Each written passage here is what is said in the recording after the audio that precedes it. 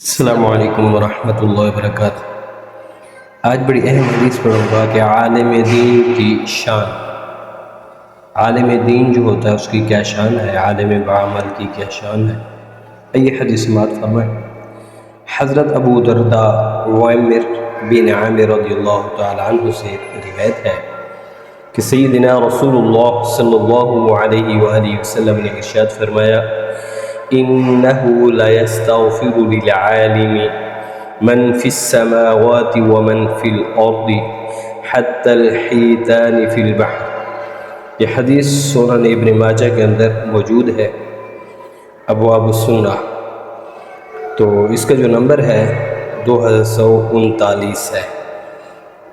آئیے اس کا ترجمہ سماعت فرمائیں۔ حضور علیہ السلام نے ارشاد فرمایا، یقیناً عالم دین کے لیے آسمان والے اور زمین والے استغفار کرتے ہیں، یہاں تک کہ سمندر کی مچھلیاں بھی مغفرت کی دعا کرتی ہیں۔ سبحان اللہ، یہ عالم دین کی شان ہے جو علم پڑھاتا ہے، عالم بعمل ہوتا ہے، جہاں والوں کی بہتری علماء کرام کی تبلیغ سے وابستہ ہے۔ اس لیے علماء ہی یہ سکھاتے ہیں کسی بھی جاندار کو بلا وجہ اذیت دینا جائز نہیں ہے۔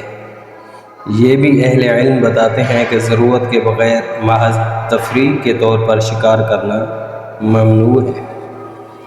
اس بنا پر تمام مخلوقات اور علماء و مبلغین کے لیے دعا و استغفار کرتی ہیں۔